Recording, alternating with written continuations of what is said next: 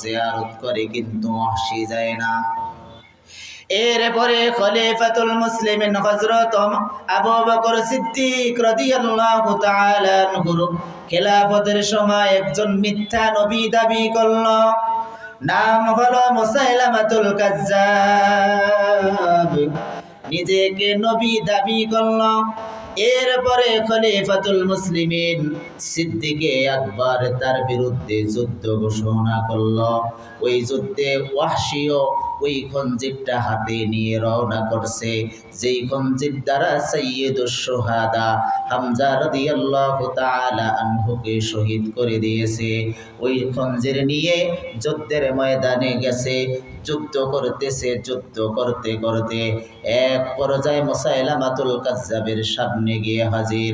এমন জোরে আঘাত করছে মুসাইলামাতুল কাজ্জাব মিথ্যাবাদী ওই দাজ্জালকে চিরতরের জন্য দুনিয়া থেকে বিদায় করে দিয়েছে। আল্লাহু আকবার।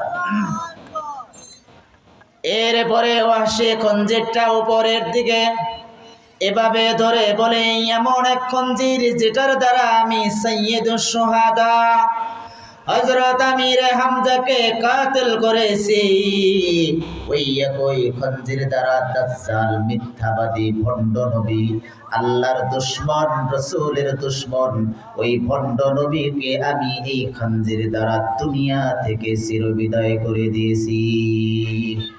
এই কথা বলে এরপরে ওয়াহশী আফসোস করে, হায়, আজ যদি রাসূল বেঁচে থাকতেন তাহলে আমার উপরে যে আমার একটা উপরে পর্দা দিয়ে দিয়েছিল যে তুমি আর কোনোদিন আমার সামনে আসবা না, ওই পর্দার চাদরটা হয়তো রাসূল সরিয়ে ফেলতেন যে, আয় ওয়াহশী, মিথ্যা নবী, ভণ্ড নবী, দাজ্জালকে তুই চিরতরে বিদায় করে দিয়েছো, পর্দা আমি আর সরিয়ে ফেললাম, আয় আমার সঙ্গে দেখা কর। এই কথা বলতেন, কিন্তু রাসূল তো দুনিয়ায় নাই। এই কথা বলছেন সত্যি সত্যি ওয়াহশী রাতের বেলা স্বপ্নে দেখেন, পয়গম্বর বলেন, ও ওয়াহশী, তুমি আমার চাচার শরীরটাকে খণ্ড বিখণ্ড করে ফেলেছো, বুক ছিঁড়ে কলিজা বের করেছো। আমার চাচার খণ্ড বিখণ্ড দেহ দেখে আমি অনেক কষ্ট পেয়েছিলাম, যার কারণে তোমাকে আমি নিষেধ করেছি আমার সামনে আর কোনোদিন আসবা না। তুমি আল্লাহ এবং তার রাসূলের দুশমন দাজ্জাল মিথ্যা নবীকে দুনিয়া থেকে বিদায় করে দিয়েছো। এর কারণে আমি খুশি হয়ে আজ ওই পর্দার চাদর সরিয়ে ফেললাম। আয় আমার রওজা পাকে এসে আমাকে সালাম দে। আল্লাহু আকবার। এরপরে ওয়াহশী আসলেন, রওজা পাকে দাঁড়াইলেন, সালাম দিলেন।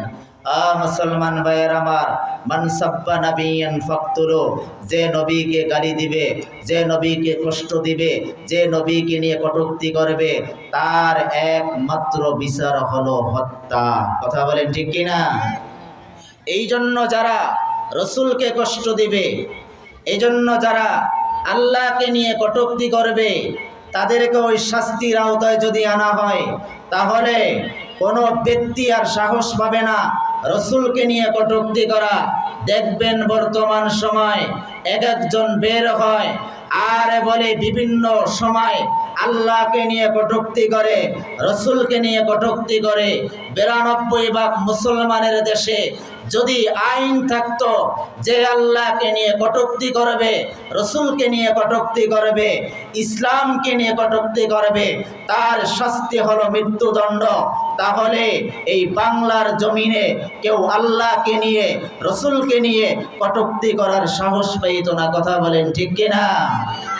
কিন্তু সে আইন নাই। দেখবেন কয়েকদিন পরপরই এক একজন বের হয় আর আল্লাহকে নিয়ে, রাসূলকে নিয়ে কটূক্তি করে। ও মুসলমান ভাইয়ের আমার, আল্লাহ অন্য আয়াতে বলেন, আলাম ইয়ালামু আন্নাহু মান ইউহাদিদিল্লাহা ওয়া রাসূলাহু ফাআন্না লাহু নার জাহান্নাম। যারা আমাকে নিয়ে, আমার রাসূলকে নিয়ে বিদ্রোহ করবে, বিরোধিতা করবে, তাদের জন্য রয়েছে জাহান্নাম, খালিদান ফিহা, সেখানে তারা চিরকাল থাকবে। যালিকা খিজিয়ুল আযীম, আর এটাই হলো কত না লাঞ্ছনাদায়ক যে ব্যক্তি আল্লাহ আর তার রাসূলকে নিয়ে এমন করেছে। এজন্য মুসলমান ভাইয়ের আমার, হাদিস পড়েছি, যে আল্লাহ রসুলের অনুসরণ করলে জান্নাত পাওয়া যাবে, আর যদি কেউ বিরোধিতা করে তাহলে তার ঠিকানা হবে জান্নাত। পয়গম্বর অন্য হাদিসে বলেন, আন আবি সাঈদ আল খুদরি রাদিয়াল্লাহু তাআলা আনহু قال قال رسول الله صلى الله عليه وسلم من قال رضيت بالله وبالإسلام دينا وبمحمد صلى الله عليه وسلم نبيا ওয়াজাবাত লাহুল জান্নাহ।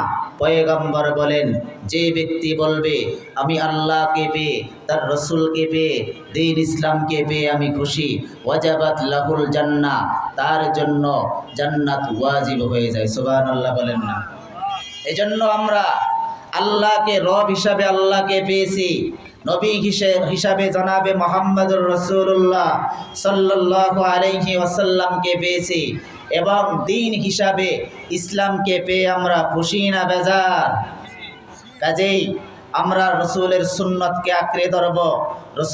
রসুলের সুন্নত যদি আঁকড়ে ধরতে পারি, কাল কিয়ামতের দিন রসুলের সঙ্গে জান্নাতে যেতে পারব। আর রসুলের সুন্নত, রসুলের মহব্বত কেমন হইতে হবে? আল্লাহ রসুল বলেন, লা ইউমিনু আহাদুকুম হাত্তা আকুনা আহাব্বা ইলাইহি মিন ওয়ালিদিহি ওয়া ওয়ালাদিহি আজমাইন। পয়গম্বর বলেন, তোমাদের মধ্য থেকে পরিপূর্ণ ঈমানদার ওই ব্যক্তি ততক্ষণ পর্যন্ত হবে না যতক্ষণ পর্যন্ত আমি নবীকে তার মা বাবা, তার সন্তান সন্ততি, তার সমস্ত আত্মীয় স্বজন থেকে আমি নবীকে বেশি মহব্বত না করবে, ততক্ষণ পর্যন্ত সে কামেল মুমিন হতে পারবে না। আজ আমার বাবাকে নিয়ে যদি কেউ কটূক্তি করে, আজ আমাকে নিয়ে যদি কেউ কটূক্তি করে, আমার আপনার মাথা যেমন গরম হয়ে যায়, ঠিক রসুলের উম্মত হিসাবে রসুলকে নিয়ে যখন কটূক্তি করবে, তখনও আমার আপনার মাথা ঠিক থাকার কথা না, যতক্ষণ পর্যন্ত ওই রসুলকে নিয়ে কটূক্তি করা ব্যক্তির শাস্তি না হবে, ততক্ষণ পর্যন্ত মুমিন মুসলমান উম্মত সেই শাস্তির দাবি জানাইতেই থাকবে। কিন্তু আজ আফসোসের বিষয়, কেউ যদি এমন করে থাকে, আত্মঘাতী জনতা শাস্তির দাবি জানায়, তাদেরকে দৃষ্টান্তমূলক শাস্তি দেওয়া হোক, কিন্তু এটা কার্যকর না হওয়ার কারণে একের পর এক বিভিন্ন সময় কটূক্তিমূলক করিয়ে যাচ্ছে। রসুলকে নিয়ে কখনো কথা বলে, আল্লাহর হাবিবকে নিয়ে, আল্লাহকে নিয়ে কথা বলে, ইসলাম ধর্ম নিয়ে কথা বলে।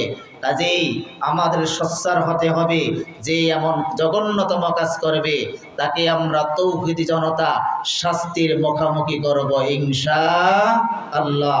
আল্লাহ পাক রব্বুল আলামিন আমাকে আমাদের সবাইকে যতটুকু আলোচনা করলাম এর উপরে আমল করার তৌফিক দান করেন। সবাই বলেন আমিন।